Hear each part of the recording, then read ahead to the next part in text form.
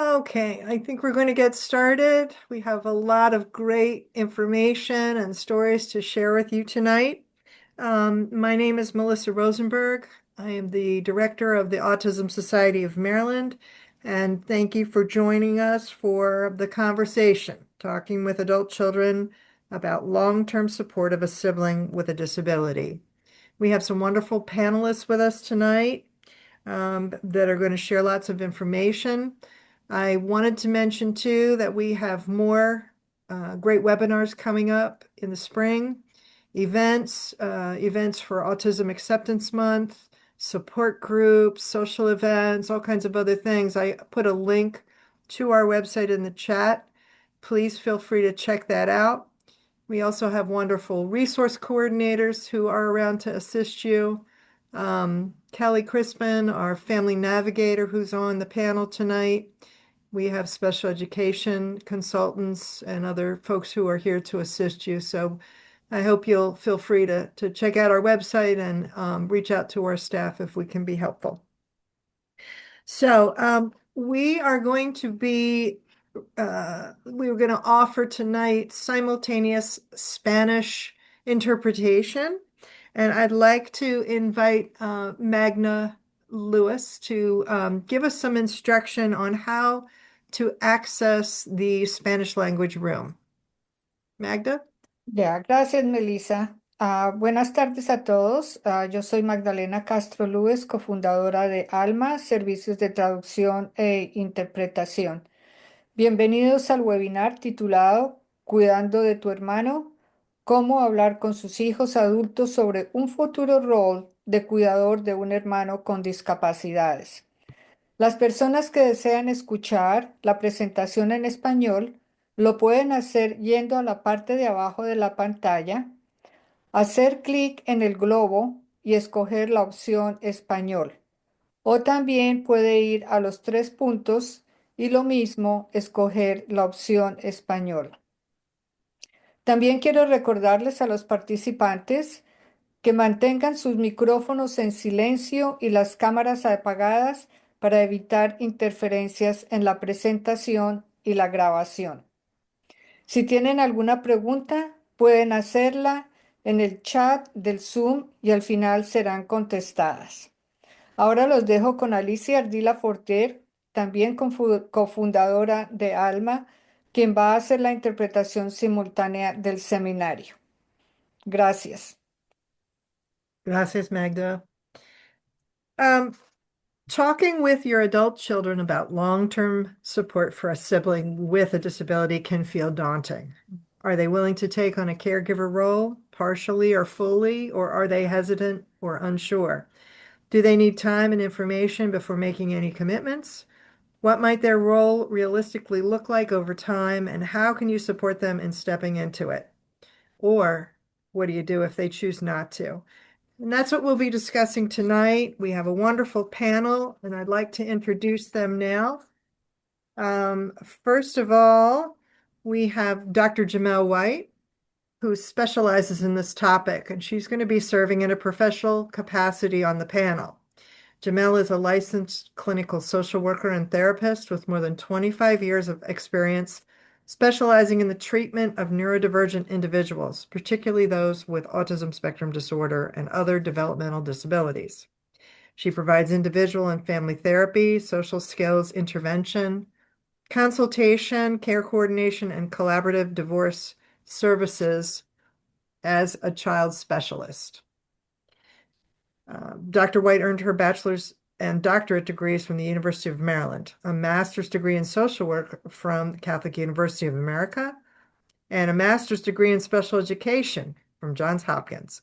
She serves as clinical assistant professor of psychiatry at Georgetown University School of Medicine and as a clinical assistant professor in the Department of Pediatrics at George Washington University School of Medicine, integrating her extensive clinical and academic expertise to provide compassionate, evidence-based care to individuals and families navigating neurodivergence. We also have Virginia Rodino. Virginia and her brother Michael have been members of our community for a long time. She was actually the first person that I ever met who reached out for support as a sibling, bringing an adult brother or sister, um, and serving as his caregiver as she brought him from out of state, from Ohio. She's been a huge supporter of other siblings who have taken on that caregiver role, and she'll share her story tonight. We also have Kelly Crispin. She's our family navigator and social worker. She works with our autism hiring program as well. She's a sister to an older brother with autism and leads our adult sibling support group. Kelly has some wonderful insights to share as both a sibling and professional, helping others navigate the journey. And we're also very fortunate to be joined tonight by Kelly's mom, Colleen. In addition to advocating for her son for many years, she's generously offered to share their developing plan and discussion about how Kelly will step into the role of support and caregiver for her brother. So, welcome everybody. Um, and I'm going to invite Dr. White, Jamel, please, to share her insights with us. And I'm going to make you the host, Jamel, so you can share your wonderful slides. Lovely. There you go. All right, so let's see if I There you can. go. Okay. Okay, let's see if I can do this. Yep.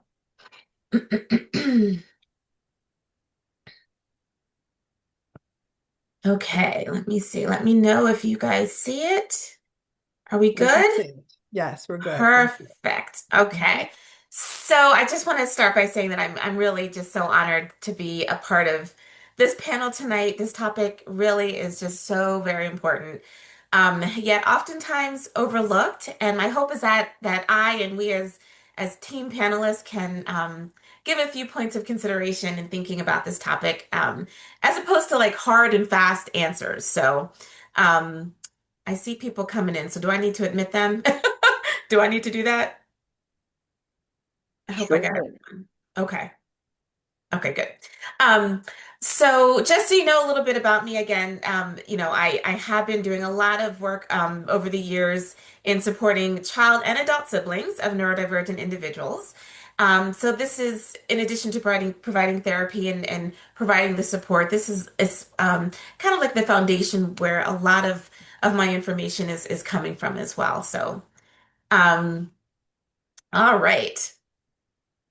Let's see. All right. So before I offer a few thoughts on how, let me admit this person, how parents might begin the conversation with their adult children, I want to first take a moment to underscore why this topic is so important.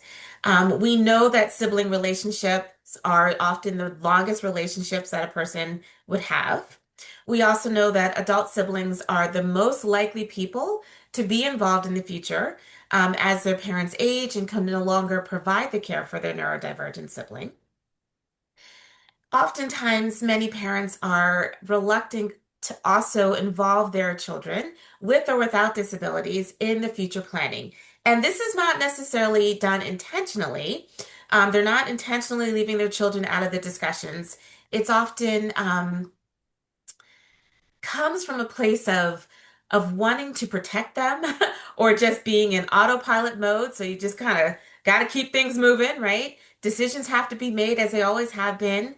And so parents are just making things happen. Some of the research and polls that I've read also say that about half of adult siblings either are or plan to be the primary caregiver of their brother or sister, but many are unprepared for that responsibility. So, this hopefully just kind of sets the scene for why this topic is so very important.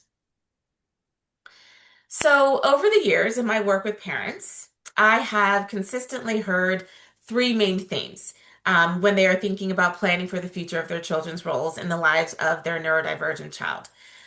One, feelings of guilt, the desire to protect, and wanting to honor the sense of family. So, what parents have often said, oops, I'm sorry, um, said to me in terms of their feelings of guilt is that, my kids, sorry, I keep having to admit people, my kids didn't have a say over their family situation, right? I don't want to burden them. They have their own lives to live. So that's kind of the things that I've heard around the feelings of guilt, around this desire to protect. They want to be able to preserve that sibling relationship as much as possible.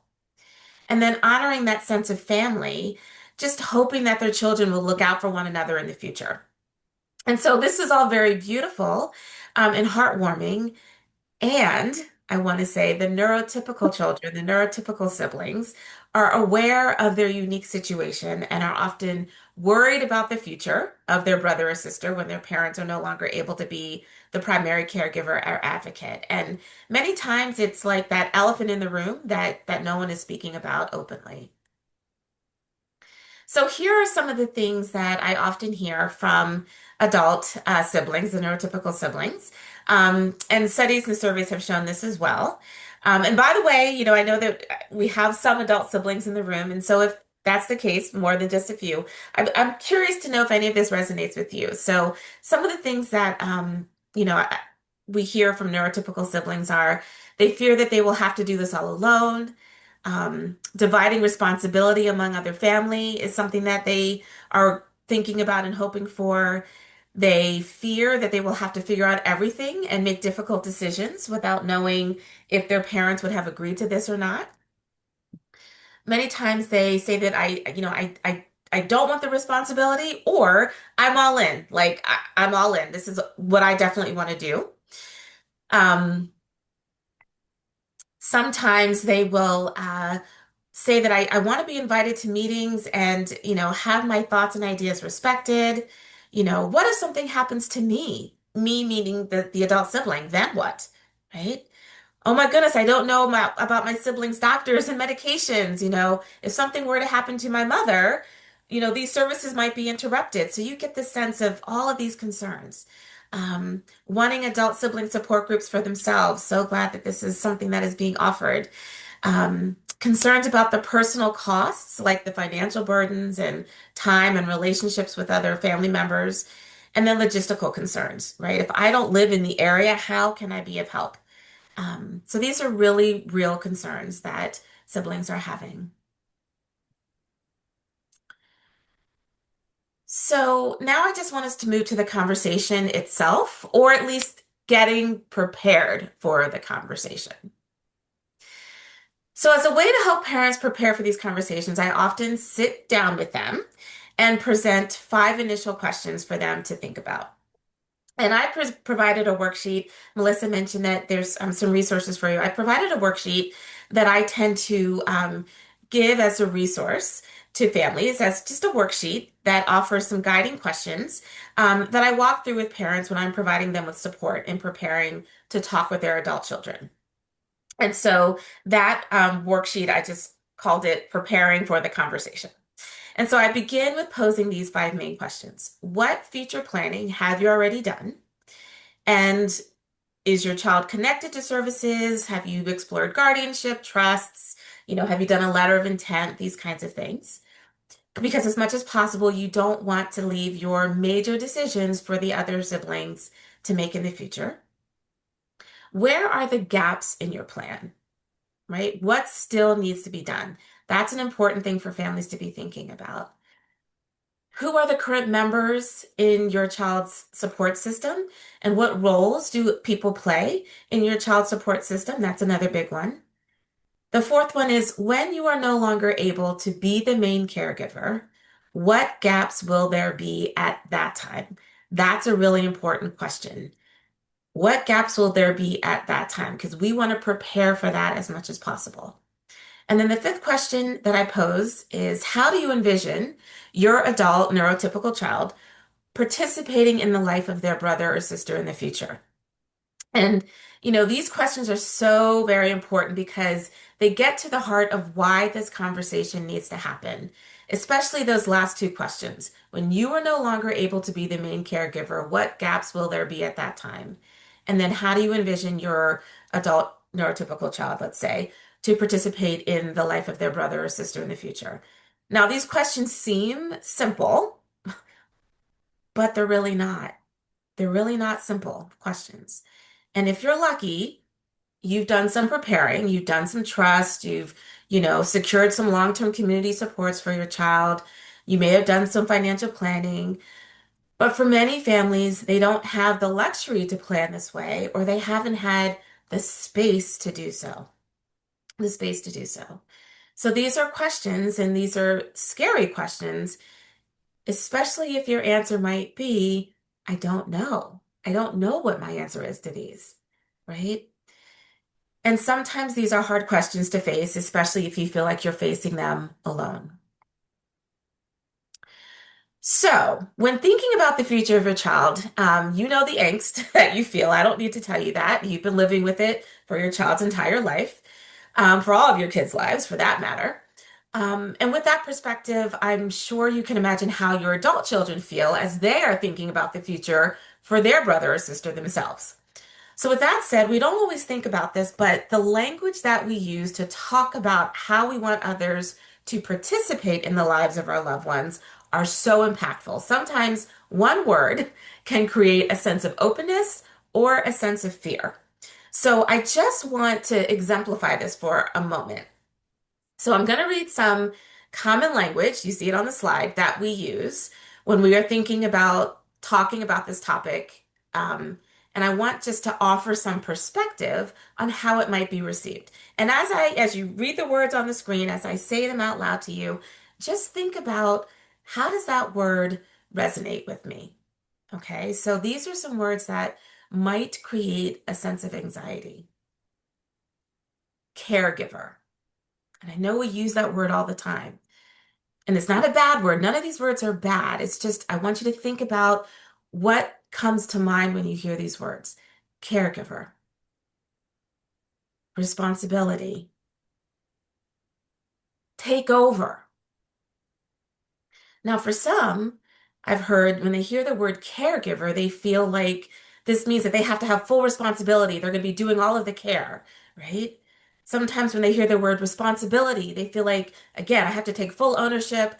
I have the duty to deal with something. I have control over someone, or authority, and this might make them nervous. Words, on the other hand, that might create a sense of openness, and again, this is not an all or nothing thing, but words that might create a sense of openness, advocate, role, support, participate. So when we hear the word advocate, what might come to mind is helping to ensure that your loved one's needs are met, right? You might support or recommend as an advocate. You might defend the wishes of your brother or sister as an advocate. When you hear the word role, sometimes people think or feel it means like I'm helping, not controlling, but helping to ensure that my loved one's needs are met, like I said before. But I'm part of a team. When you think of role, what role do you play in this team? Um, or having a purpose or a position. Many actors would be involved in this. When you hear the word support, again, being part of a team, giving assistance to. So the reason why I make such a big deal about the language that we use is because it's a heavy topic to consider. And sometimes the fear that an adult sibling might have might be based on what they think would be the expectation, more so than what really is the expectation. So those assumptions can all begin with the words that we choose. Okay, so that's why I wanted to just pause there for a moment with that. Now, I think this is such a difficult topic and conversation to even think about having. And when you finally get the nerve to like take that deep breath, right, and go for it and have that conversation, there's a whole lot of anxiety that's built into all of this, right? But I often say, as you move to taking that deep breath and starting that conversation, I encourage parents to not think of it as one conversation, but think of it as one of many conversations.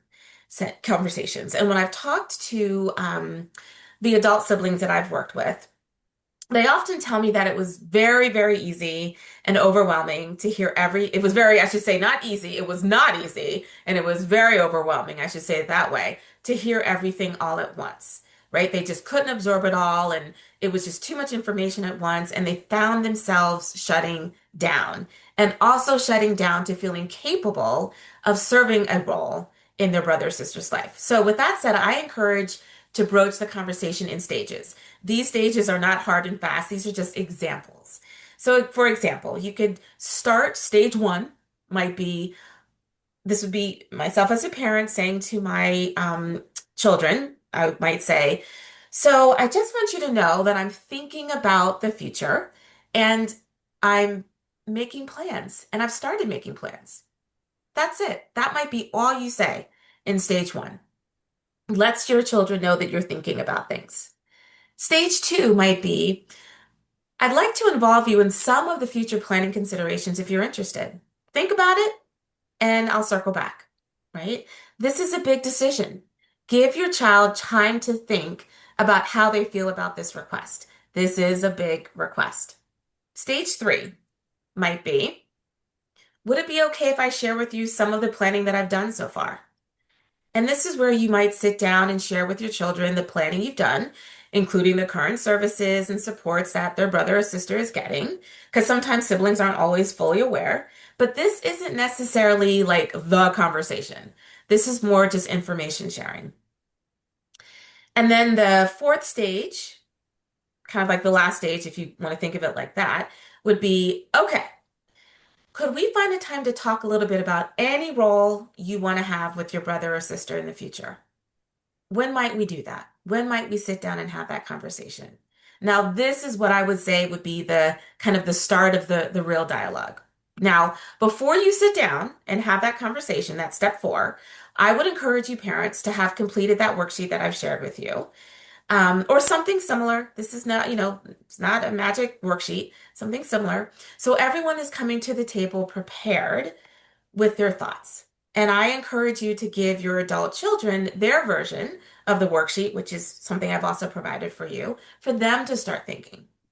And I don't think I've actually said this yet, um, but sometimes it's helpful to have a professional or a family friend help facilitate the conversations because there's so much emotion that's involved with this.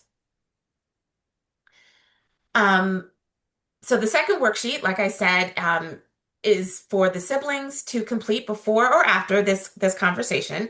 And all of these are tools to revisit at various times too. This should not be just a one-time kind of thing. So these questions are intended to give, the siblings a chance to think about various things. Here are some questions here that are on the worksheet that you can see here. And when there are multiple siblings, I encourage that they think amongst themselves too what roles they want to have. We don't want there to be any unspoken assumptions about any of this. Okay, so these are just some questions to guide that initial thinking and conversation. Now, I do want to pause and explicitly say we cannot forget the person whom we are having these conversations, for whom we're having these conversations. So, what I mean by that is we must, as much as possible, include them in these discussions as well. Have we considered their desires? What is their relationship with their siblings? How do they feel about their siblings helping in this way, right? Sometimes there isn't any different decision that can be made, even if it were desired. But it is important to give space for their voice to be heard. And even if they can't contribute to some of the planning, they should be aware of the plan, okay? Because this can provide a lot of peace for them as well. Um, so some helpful hints along the way when there are multiple siblings. Again, inquire about each person's desire to be involved. Don't assume that each will play a role or an equal role. Okay. And make sure that there is sharing of decisions with one another so that they know like who will do what. Maybe one will be the financial person, one might be the medical person, one might be the point person for community services. They may decide to be co-guardianships, co-guardians. Um, what are their strengths? What are their limitations? What are their boundaries? Okay. If you haven't already done this, begin to create a support network for your loved one and get those siblings involved as early as possible and slowly introduce them to the team and the services because don't forget, you as parents have learned the system over the years. It's a lot to learn at one time. It's a lot to learn at one time. Continuously revisit this conversation.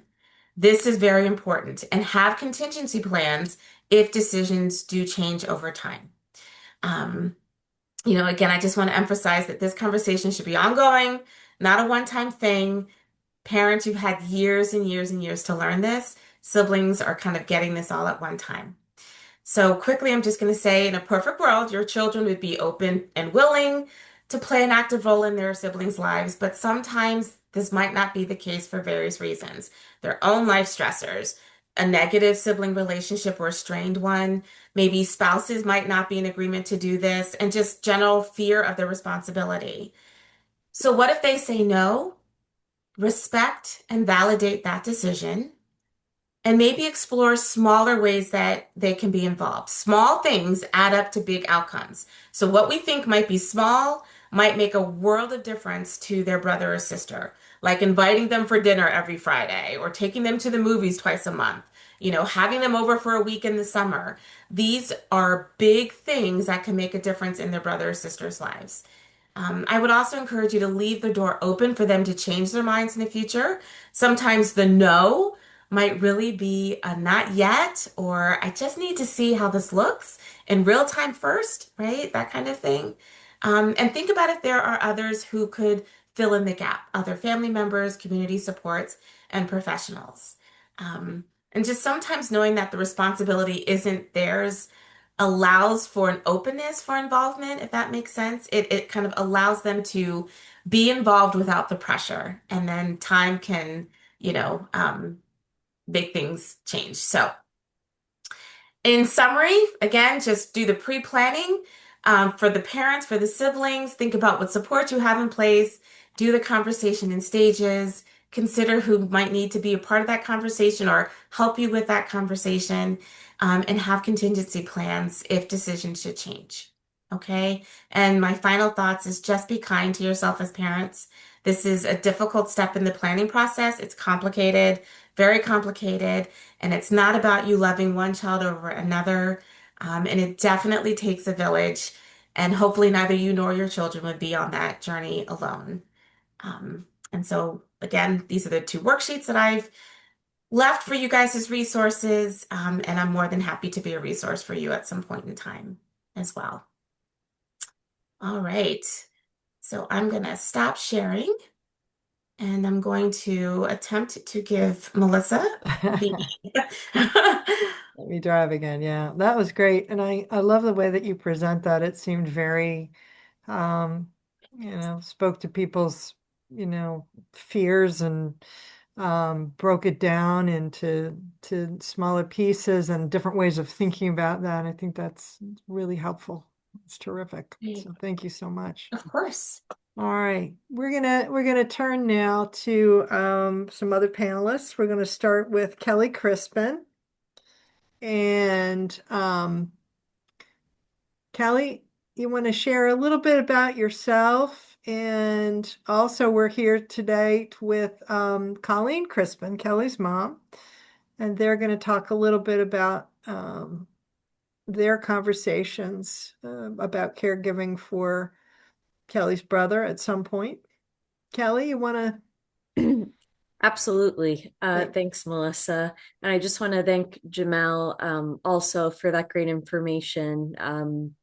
Even being in the field myself, being a fellow social worker, it's always good to get those types of resources and information as a sibling. So thank you.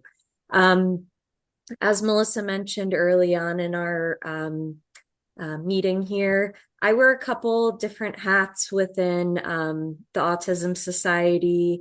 I have a social work degree, like Jamal. I am a family navigator within the Autism Society. I facilitate some support groups, including a adult sibling support group. So I feel like I have a very unique, but also very useful perspective in addition to being a sibling. So I am a younger sibling. I have a brother who is 4 years older than me, about. And he lives in New Jersey, which is also where I'm from, and my mom lives, where my parents live. And I it's an interesting place to be in, both being a professional in the field, in the autism field, and also being a sibling.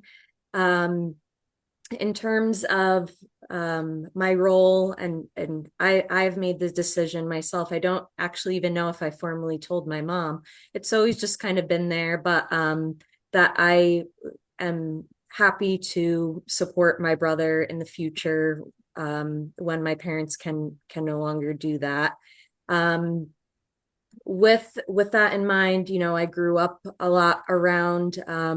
I was very involved in activities my brother did. My parents were always really great about me asking questions, and have always kind of kept me in the loop, just in things regarding my brother. So I live in Maryland now, obviously worked with the Autism Society, but I do talk with my mom regularly, and she does provide me with updates about, what's going on with my brother, what programming he receives, support staff, sometimes challenges at work and with transportation and all those kinds of things, which I want to hear about. And doing the work that I do, I talk with a lot of parents. So I have that unique perspective where I get to kind of hear the other side outside of my family, which makes me, want to ask more questions to my mom, and my parents too. Um, so I have recently, I don't want to provide the illusion, that just because I'm in the field, or that I'm, kind of, both in the autism field and in the disability field, that my parents and I have it all, worked out at this point. We're still kind of early in our own conversations as well, but I have a very general idea, and I think my mom is both open about it, and it was it's an easy conversation, luckily, and thankfully for me to have with my parents. Um, so in regards to that, I intend on there being more conversations. And I definitely think taking advantage of the resources given here today, um, and, just even in the support group that I facilitate with other siblings, just having conversations with fellow siblings and seeing where they're at, and the point, and having the conversation with their parents if it's a decision they want to take on. I think that makes a really big difference. So if there are any siblings in attendance, or any parents here that have adult children who aren't on the spectrum, I recommend, even just in those early stages of having a conversation, maybe even sharing some of those resources about support groups, just to hear what other siblings are doing, or, if that's something they want to pursue, and it's in an environment that's, low pressure, people that get it. So I do think that's a great way to kind of start, and you can kind of hold each other accountable, in addition to providing that support too. So that would be my suggestion as well. I don't know. I've kind of gone all over the place. I hope that's okay, but No, I think that's been great. I was just going to ask, just before we go to your mom, Kelly, just a yeah. couple questions. Mhm. And I wanted to mention there are support groups for younger siblings. Yes. That's one resource I think we were going to want to share. I just made that note, so we make sure we share that with people who are on, and put that Mhm. on our website. Sib shops and some other providers do host those for siblings. Yeah, and siblingleadership.org is another great resource too, and I'm happy to send that to you also, Melissa. That's Um, great. but they also have links to future planning. They kind of break it down into like finances, caregiving, all those types of things. And there's lots of online support groups as well for adults and teens and things like that. So I didn't mean to cut you off, but that's a really good resource No, that I came that's all across right. I too. was I was going to ask, did you know other young people when you were growing up who had brothers or sisters with a disability? That's a really good question. It was a very small amount. Mm. And I don't know if it was necessarily obvious that they were disabled to me.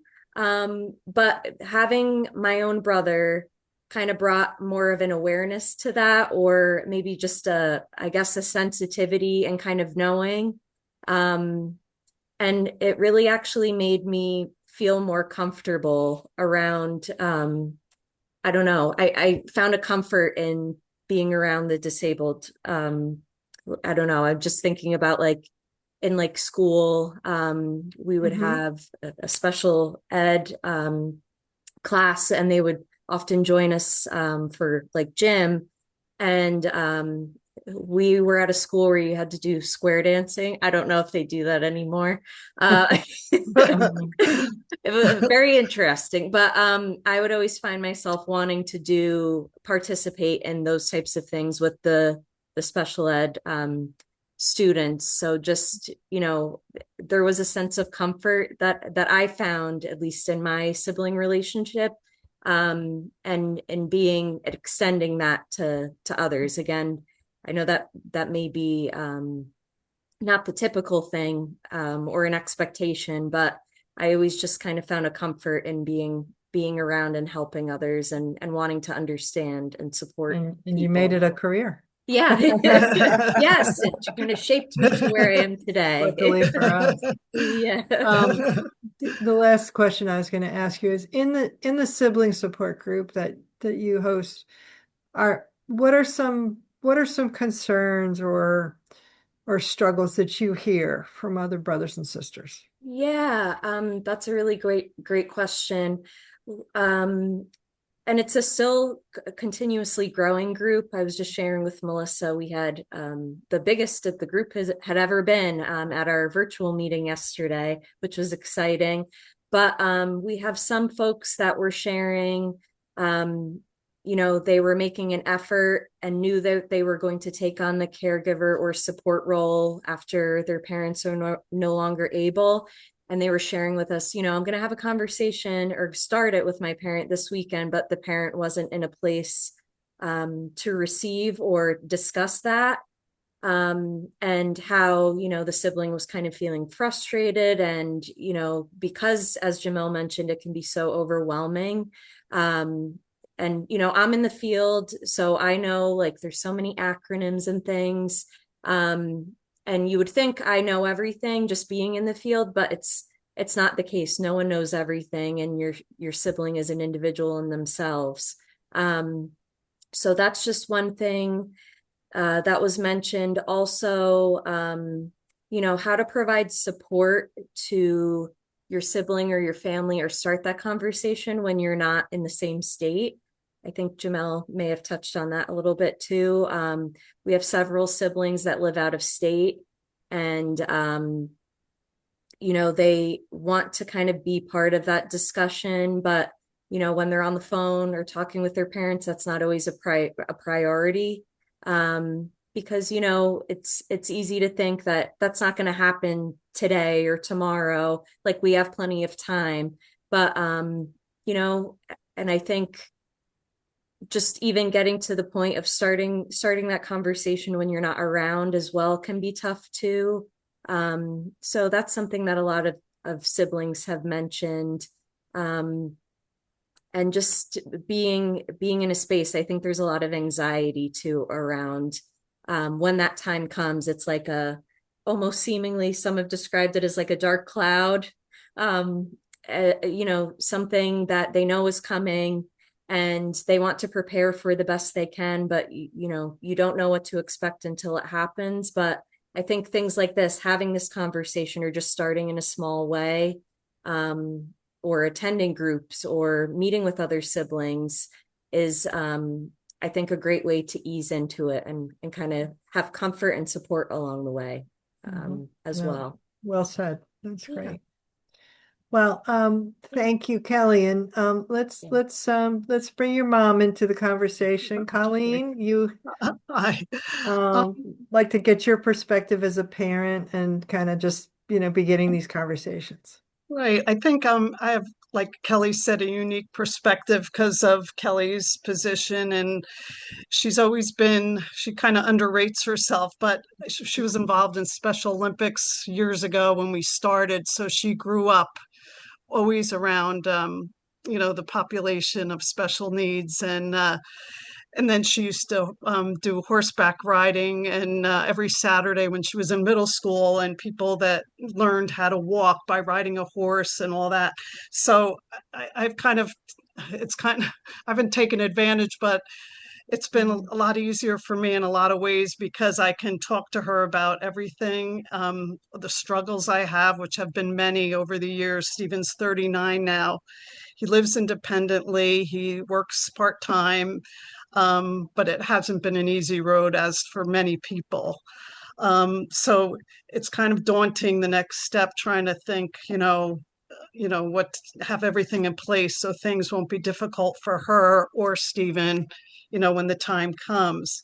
So yeah, we're there's legal guardians, my husband and I. So we're starting to have the conversation about guardianship, how to add Kelly into that. We've been his legal guardians for financial and medical since I think he was 18 years old. We had started that process. And again, he's 39 now. So, and just I was jotting down things like, but they're ever changing, like his aides and the programs he's in and things like that. So I've always not like, you know, put a little Bible here, but trying to make it easy. So when Kelly needs to look something up or whatever, it's, written down for her, just like the basic things, the pharmacy he uses, um, the all the different programs he's in, the aids, just all, Medications. yeah, his medications. Yeah. But Kelly hears all these struggles and things and the good things too over the years. But it's just trying to put it all down on paper is a daunting thing because it's all in my head. But I have to put it down because for her, she basically knows, but again, it's ever changing. But so Mhm. we're trying, like Kelly said, we haven't figured it all out yet. It's probably going to take a little while. And Yeah. we talked to Stephen about it, and he's pretty easygoing with most things, so we're lucky in that respect too. And him and Kelly have a good relationship, which I think I'm thankful for. And he adores her, and I think she feels the same way. So we're fortunate in that respect as well. I was So just gonna say, Steve, it's like one thing just being apart. Sometimes it's challenging is communication with Steven. yeah, And I try to get him to come and we try to orchestrate him coming to visit me. So, my parents yeah, could get a little bit of a break but I have yeah. dogs and he's not a fan of the dogs. And there's like a lot of things, Challenges. yeah, challenges Yeah, and also trying to make sure he's comfortable, but also, trying to spend time with him, even though I'm not as close as I have been. yeah. Sorry, I didn't mean to cut you off, No, Mom. no, that's okay. Yeah, communication. He's, in person, he's much better. Thank God for Yeah. texting, though. But Kelly says she usually gets like one word responses back. But if you know him in person, he'll talk your ear Yes. off. But Yeah. anyway, so I think that's basically, all I have to say. Yeah, Colleen, have you yeah. leaned on any resources or other parents to kind of help think about some of this? Um, there's the Sussex County where we live in New Jersey. There's an ARC, and they've been a great resource all these years. My husband used to be on the board for years for that. Mhm. Um, Stephen did Special Olympics with them for years, so they're always a good resource for us. I know it's different probably in Maryland. Um, I'm not in any support groups. I've done that years ago, not lately now that I've gotten older and stuff. Mhm. But and I do have quite a few friends with special needs, a little bit different. Um, but yeah, other resources are just in New Jersey, it's DDD, the Division of Developmental Disabilities. I think Kelly says you call it something different in Maryland. DA. DDA, Yeah. yeah. Yeah, the Mhm. DDA. And then I have his support coordinator. I don't know if they have those in Maryland Mhm. as well. Yeah. So Good he's the one call. that helps me. He's my go-to guy. We've used him for years. He helps with the budget for DDD and all that. And he's always a great resource for anything that I need. I can call him. If he doesn't know the answer, he will, reach out to someone. So he's always someone, I can reach out to as And we go along. yeah. I was also going to say, Mom, I know you haven't actively attended like support groups recently, but I know just in Stephen being involved in like Special Olympics, that was Yeah, another way to connect with other a parents. lot And of then parents. Yeah. Stephen went to a different school with an extended school year, so he could stay Hmm. until he was 21. And I know you maintain relationships with a lot Yes. of the parents for that Yes. too. Yeah. Yeah. Yeah. So yeah, that's been good. When Kelly was younger, I don't think they had sibling support groups or anything like that for you. So it's Yeah. great that they have these resources now. But yeah, I feel Yeah. very lucky to be where I'm at right now because I feel like I'm learning so much both from other siblings and parents as well, and hoping to kind of we're trying to get the sibling support group up and having people come and just start talking. I think that's the best Yeah, way good. You And to learn get something people. from everyone, right? Yeah. we're gonna put the link for that support group in the chat. It's a one-time registration to get the monthly Yeah. Zoom, and they meet once a month. The next one Mhm. would be it was The, just last uh, night, so the next one yeah, it is March 31st. So it's March usually the 31st. last So Tuesday of the month, we'll and it's make sure that we virtual. put that for anybody who might be interested for themselves or for their other children. So Yeah, that's and good. what's great is we have a wide range of siblings. So we have some who are, we've had some siblings that are in their 60s from other states come. So, it's kind of all age ranges, but I mean, siblings are siblings. So Right. there's a lot of commonality, no matter the age. Right. That's Mhm. right. Very Mhm. good. Well, thank you guys both. We're going to come back to you, I'm sure. Now I'd like to invite Virginia to share her story about bringing her brother Michael here to Maryland from Ohio. What, 9 years ago, Virginia? It's Is that about about seven right? years ago. 7 years ago. Okay. Wow. Can you share with us? Yes, thank you for having me. I feel like our story is slightly unique, so folks should not get scared by some of these details because um uh, yeah, I feel like I bring just a different really like uncommon, I think, experiences. But we've tasted like a little bit of everything that could go wrong, sort of thing. Um, so I'm also very happy to be available afterwards, in case people have like different types of questions. My name is Virginia, and my brother and I live in Columbia, Howard County. My parents adopted my brother Michael after fostering him for a couple of years in the state of Pennsylvania. My brother was 6 years old at the time. He was 15 when my mother died unexpectedly before my father. And because this was unexpected, there were no plans, there were no pre-discussions, there had just only been assumptions. And then, without my consent or knowledge, my father relinquished legal guardianship of Michael to his wife's sister, my aunt, in Ohio. And they had him. There might be a more delicate way of saying this, but he was declared incompetent by the courts. And so legal guardianship was given to our aunt. I attempted to challenge that for decades, and that's a whole huge soap opera in and of itself, a totally different panel. I wasn't allowed to talk or visit my brother for years. And eventually, my father passed away 10 years after my mother. And I mention that because it is important regarding Social Security benefits, because my brother receives survivorship benefits from Social Security. So I just wanted to note that as something like, an additional kind of piece of things to find support for your sibling. My aunt and her husband, who are still alive, eventually decided to transfer guardianship to me. They finally gave in after threatening to just let him be a ward of the state of Ohio, which I could not let happen. So in 2019, and we're talking about 20 years after I had expected to have guardianship, I was made his legal guardian in the state of Maryland. However, it was not an easy road because our family did not work together to put Michael's interests first. Michael and I have two other brothers who were also adopted by our parents. However, they have no interest in Michael, and One has had no contact with him in decades.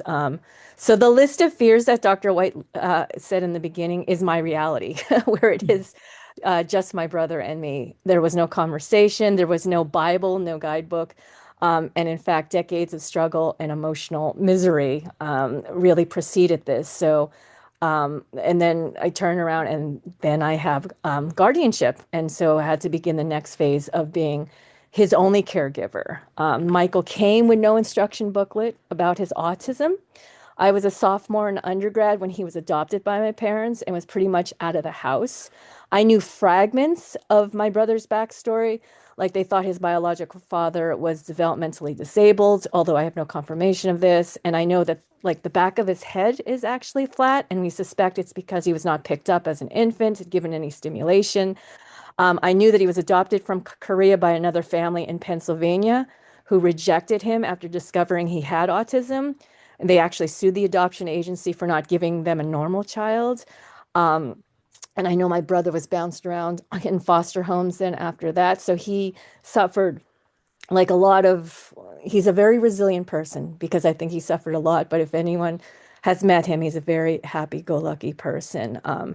I, up to that point, had only had brief, like fun interactions with him, like taking him to amusement parks, playing basketball with him. I hadn't grown up with him or really lived with him to observe any of his behaviors. So that was all new to me when I was given custody of him 7 years ago, guardianship.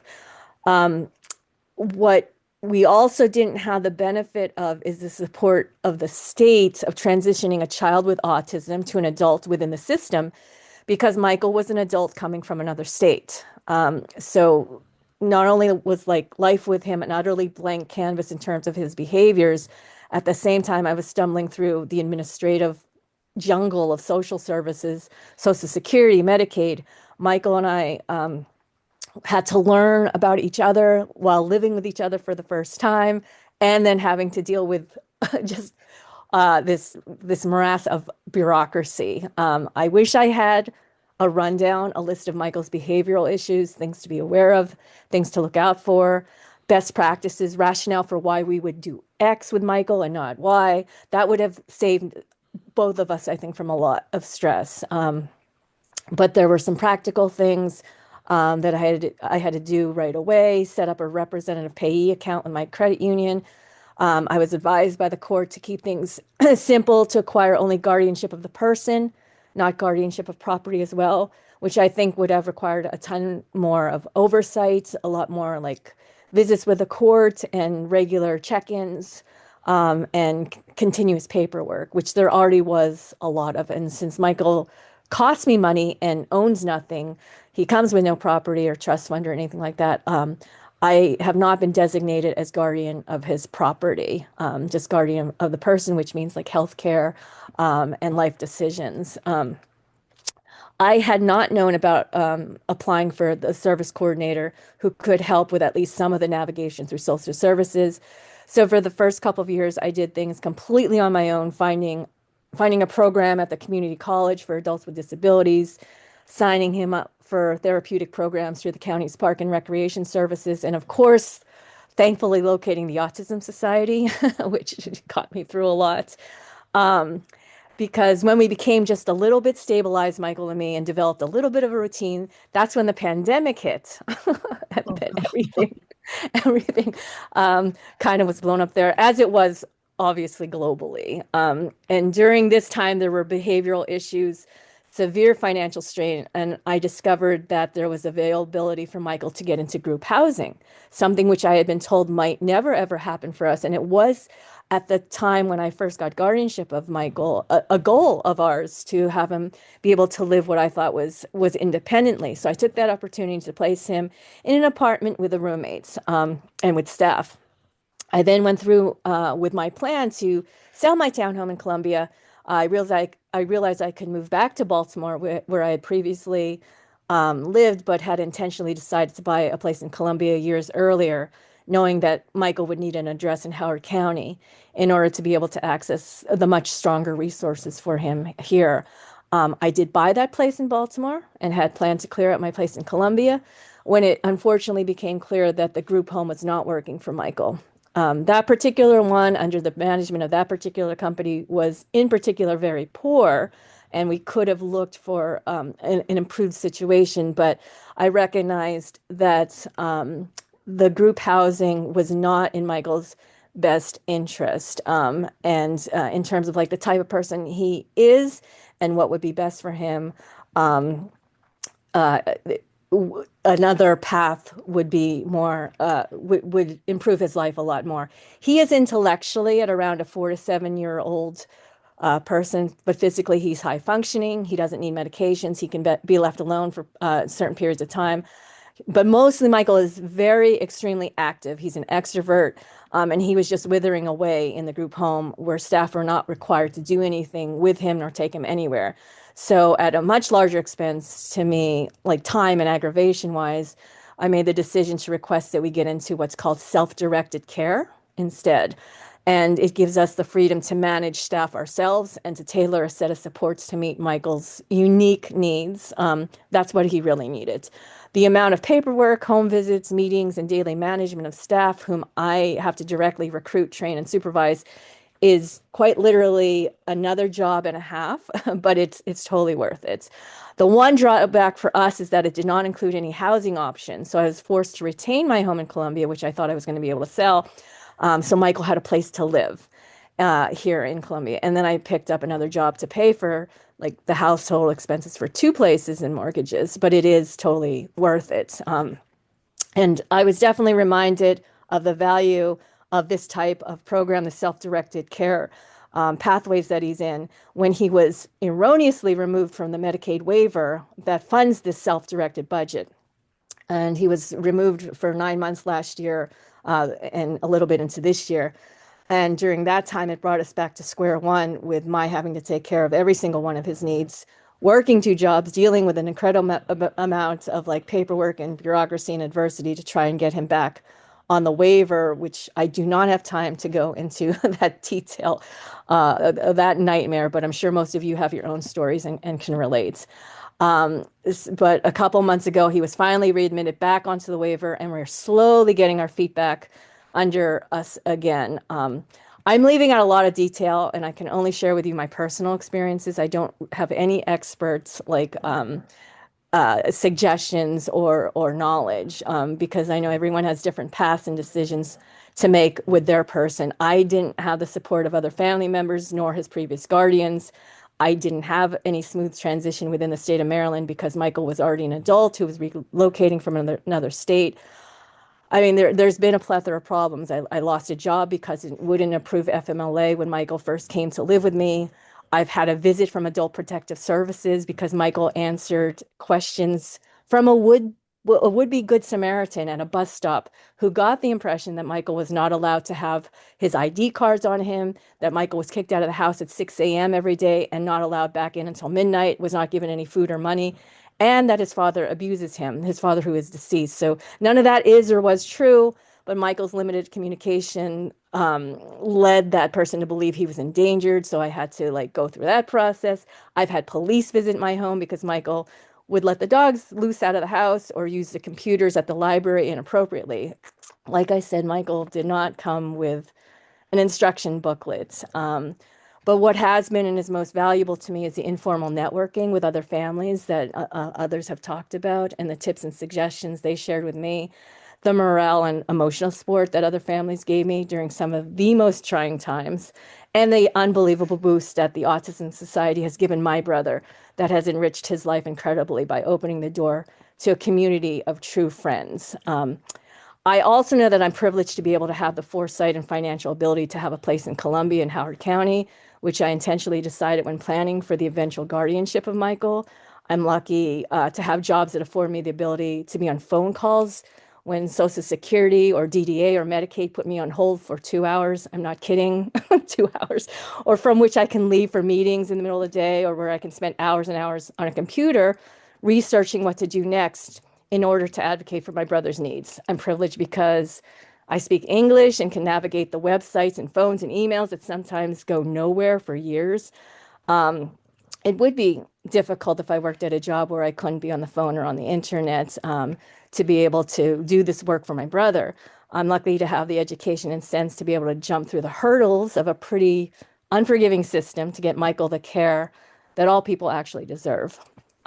Because my situation with my family and so on did not give me options or real decisions. Either Michael would be made a ward of the state, or I could become his caregiver and make sure he has an advocate and someone who will not only prevent harm from befalling him, but one to be the person that can help him have a life that is not just one where he exists, but one where he can thrive and be as fulfilled and happy as possible because it is something we all deserve. So, as a community here tonight, I know we can all help to support each other in our next steps together in advocating for our families. So, thank you for your time, and I look forward to our discussion. Wow, Virginia. There were things in there that I did not know. It's incredible and your journey. Thank you for sharing so honestly. Michael is absolutely the star of our adult social group, and Love he Michael.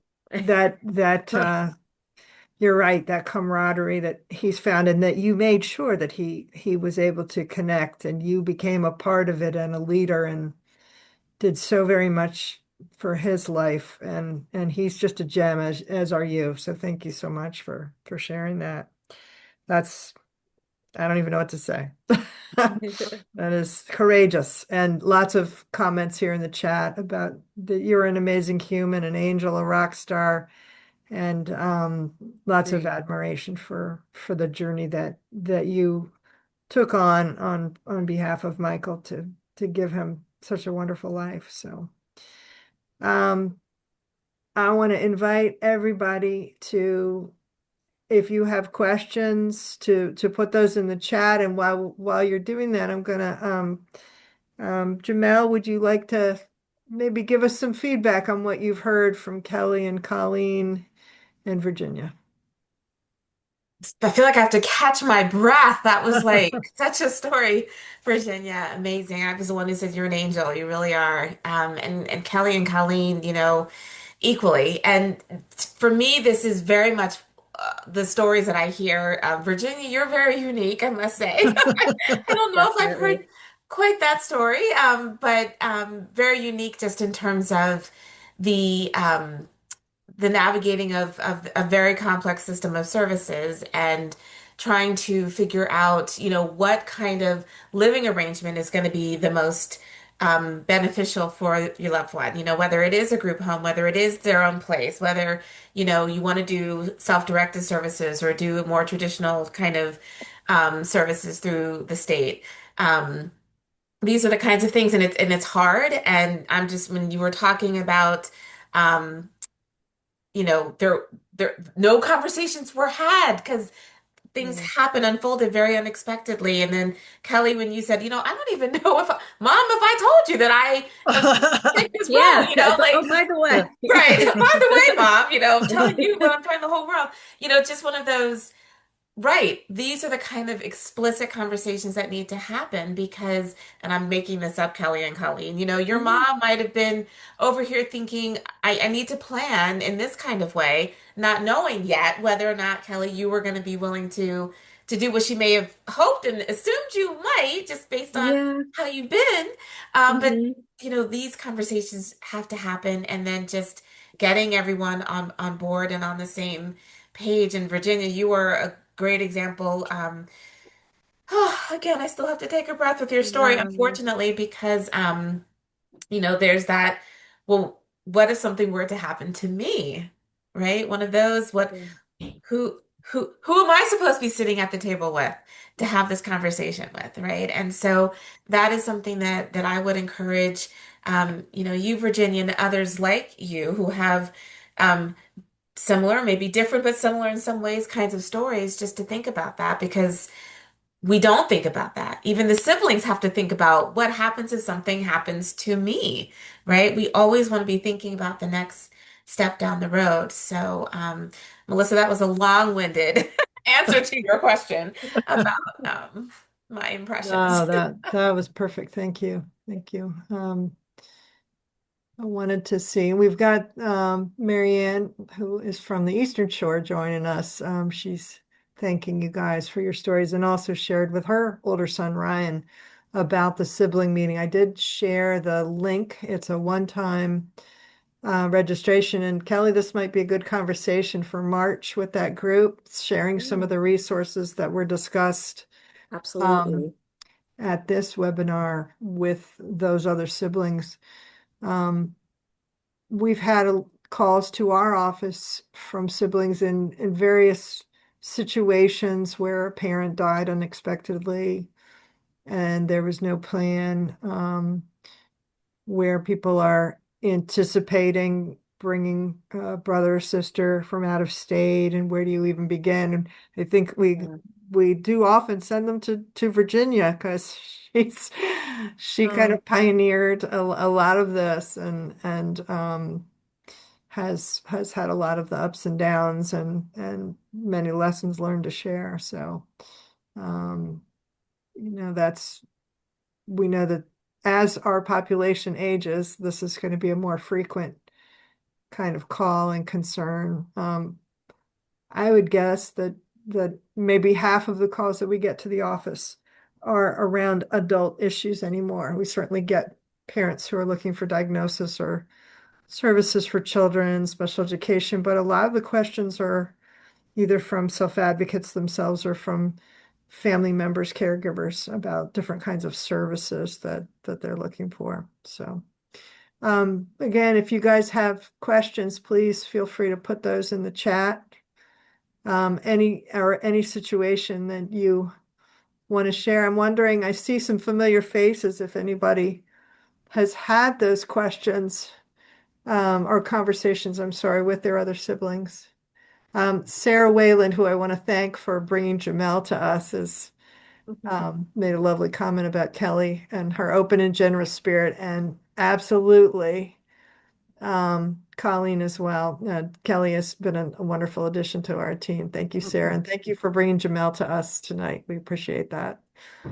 So, anybody else had these conversations with a son or daughter who's on tonight I was that you just want to gonna share? add a comment. I see it. There was a question Um, in there. One thing a lot of siblings have brought up is the if they choose to, be a part of the future planning for their disabled sibling, is the list of the acronyms that are involved in the disability world. yes. Um, because some were like rattling them off last night Oh, during a meeting, and someone was like, wait, what's that? And I think there should be, if there isn't already, there may be one out there, and Virginia, you may know, or someone may know Cheat, of cheat. just the different acronyms like DDA or SSI, SSDI, and the Mm. um, if someone did, let me PCP. know. Yeah. I've never seen it. Or maybe Yeah. we need to create one, but that's Well, always it's just something like a that comes up. parent, a parent learning all of those things. Same kind of a learning curve.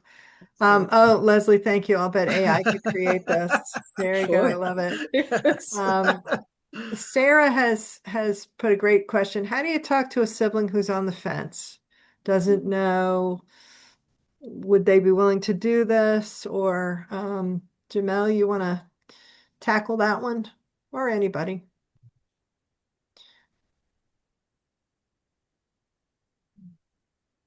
I'm muted. Sorry, I'm busy sharing my wisdom and nobody can Any? hear.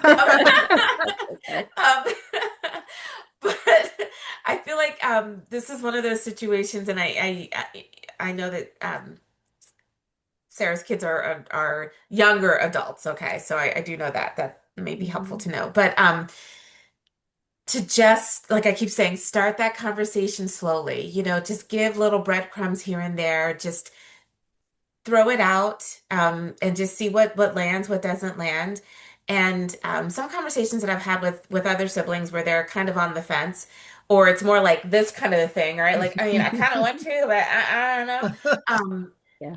is well, what if you don't think about you taking the lead in any way? Like, how might you help? how might you just be part of the team, right? So maybe kind of addressing it in that way. How can you be part of the team? What would you feel comfortable doing? Um, Again, sometimes knowing that you don't have to be that person opens the door to feeling like you can participate because you feel like it's not on my shoulders. So I can participate and as I do some, I might begin to feel a little bit more comfortable doing a little bit more. Maybe not, but maybe, right? Maybe having the sibling just kind of shadow you, for lack of a better word, shadow some of what you're doing. So they get a sense of what does this really mean in real time? You know, when you talk about, I have to make this phone call, what does that look like? Or do you even know what that means? You know, Sarah or other people who are thinking about that. When you think of someone who's on my other child might be on the fence, but what for what? What is it that you're really thinking about in your head that you'd want your adult child to do? I think that's a really important question for parents to think about. You know, that's a very abstract kind of concept of, you know, jumping in as a team member, taking over a caregiving role, whatever. What does that really mean? Operationalize that, I think would be helpful, Mhm. if that makes sense. I hope. Right. And again, we're going to share those tips, the talking point sheets that Jamel created. I think that's a really good way to guide some of those conversations, as you said, a little bit at a time, little bits, not everything, not a big dump all at once. Yes, Mhm. yes. I was Or gonna would, yeah, Oh, go go ahead. ahead. I'm sorry.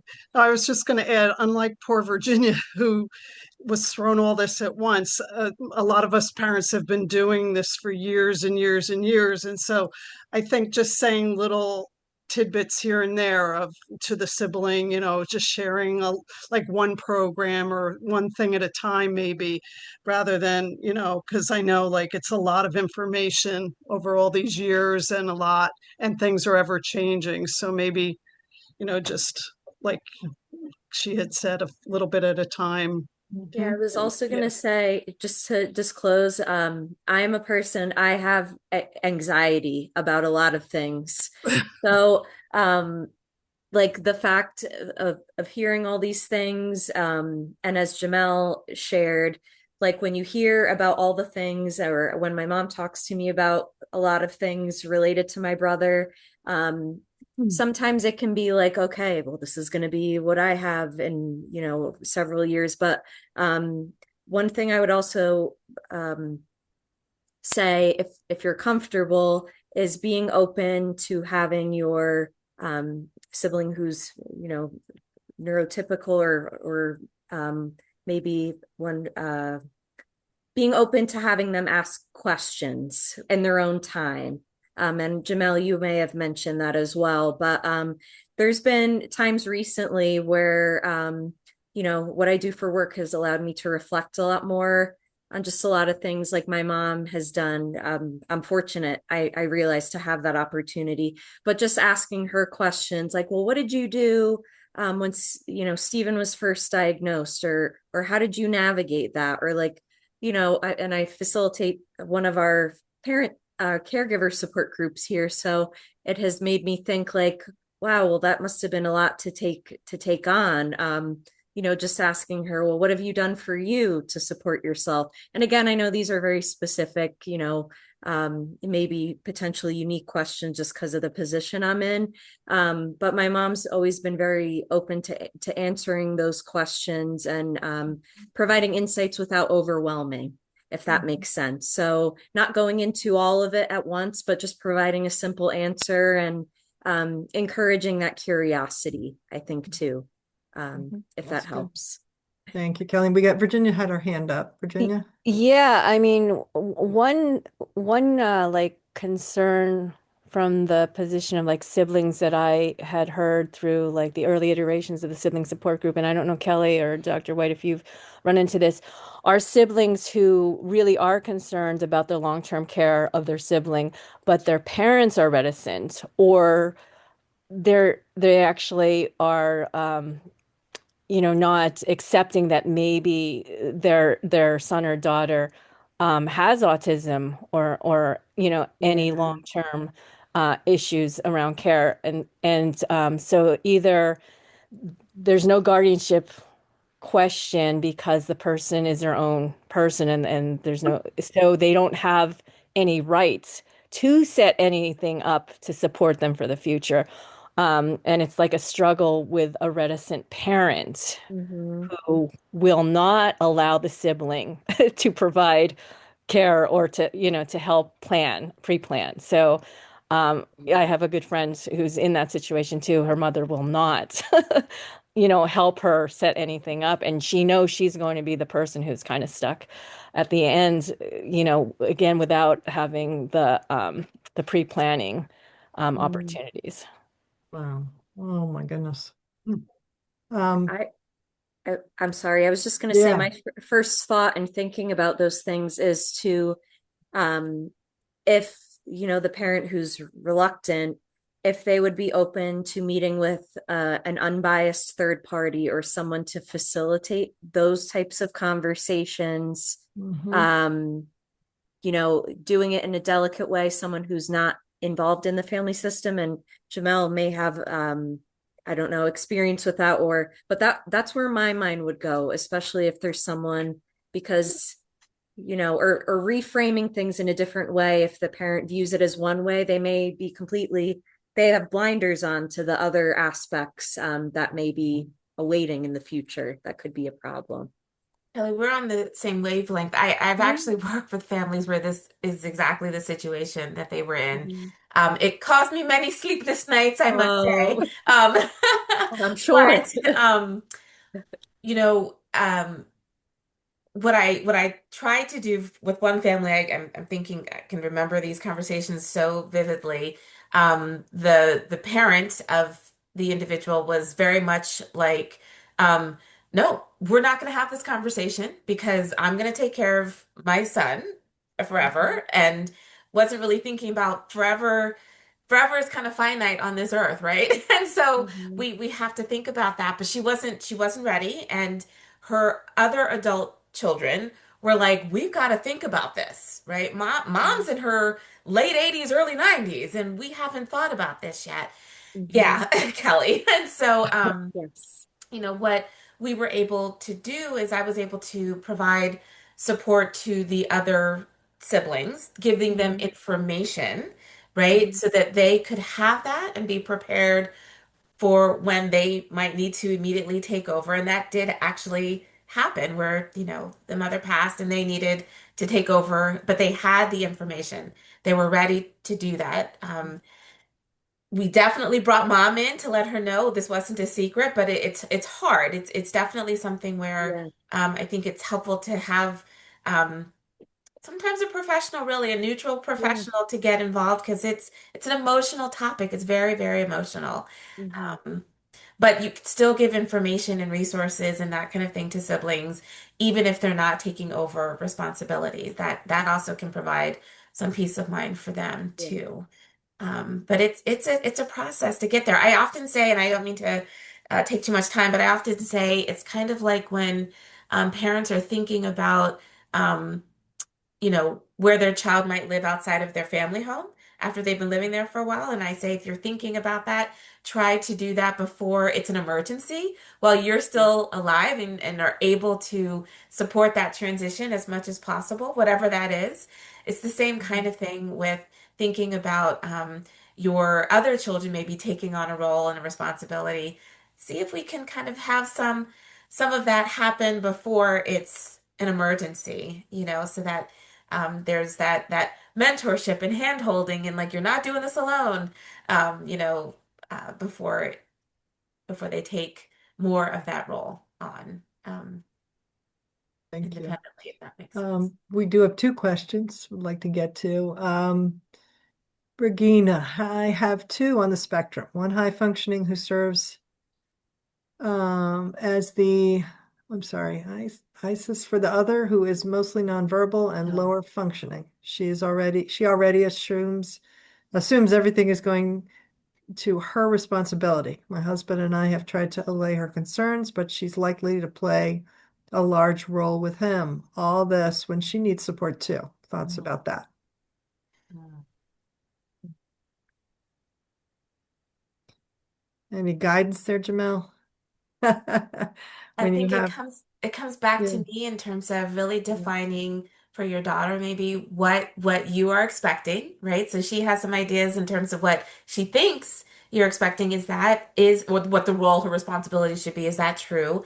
And who is her support? I think it's about making sure that she's developing that support circle for herself too. So she's not doing this alone. Those are my Mhm. immediate thoughts right there. Mhm. Um, Thank that's you. Thank beautiful. you. You're welcome. You're welcome. And IISS, Individual Individual, Intensive yeah, Support I knew what that Services. was. Thank Yeah, I you. knew what that was. Okay, thank you. And Marianne, I've talked to my son about some of the services that we have for Toby, how the self-direction works. He's very involved and supportive. He currently lives in Virginia, so we don't see him as often as we did, but we still keep in touch, often by phone and text. So that's, kind of easing into that again, that relationship, and transferring that. I would even just, sorry to interrupt you, Melissa, like have Yeah. siblings, you know, join in on the PCP meetings, right? So we hear about these PCP meetings and it can sound like, oh my goodness, but just let them be a participant just to listen and see what happens in the meeting, right? What are the documents? What do we talk about? That kind of thing. That's part of what I mean by slowly integrating them into the process and the circle and all of that too. Thank you. Yeah. And Sarah, as a parent, found self-direction completely overwhelming. I worry about my kids, both disabled in different ways, like Dr. Isbell's kids, navigating that, and I don't know that they could handle it. Sometimes we need professionals to fill in those gaps. Remember that question was, what gaps will there be potentially? Sometimes it can't always be a family member. Sometimes it might be a professional that you seek out and try to secure the services of, for the future to help fill in some of those gaps. Um, Right, exactly. If a sibling could take on a particular role, and then you're bringing in other people to Mhm. help with finances or whatever, Mhm. the brother or sister aren't comfortable with, that could be a different way to approach it. So, yeah, that's good. Okay. Well, we are kind of coming to the end. Unless there are any other questions, I want to thank so much. Oh, we got one more. Oh no, this is um, oh. Oh. Thank you, Rose. She's going to adopt Kelly in Virginia to be her son's Always sibling. available. I agree. I agree. And again, this topic came from our staff, many of whom are parents, moms, who are getting ready or thinking about having this conversation with their other sons and daughters. And so it is a call to our office, but it's also something that's going on with our staff members and their families. So I do think it was a good conversation and something that a lot of people are thinking about. So I would like to thank very much Jamel, Virginia, Colleen, and Kelly for joining us tonight. What a great conversation. Again, it's being recorded. Give us a few days to just edit it a little bit. We'll get it posted. We'll send it around to you along with Jamel's slides and the two resource sheets. And I think Kelly had a couple really good sibling group Yeah, links sibling that we're going to leadership. share. Sib shops and siblingleadership.org. Is that Yep. what it was? Okay, we're Yeah. going to share that with you. And then we will share out again a link if anybody's interested in the sibling support group, the adult sibling support group. So, all right. Thank you all. Have a good night, and we'll see you next month. We will be back with assistive technology on the 24th and an education topic on March 26th. So we'll be sharing that out soon. Thank you very much.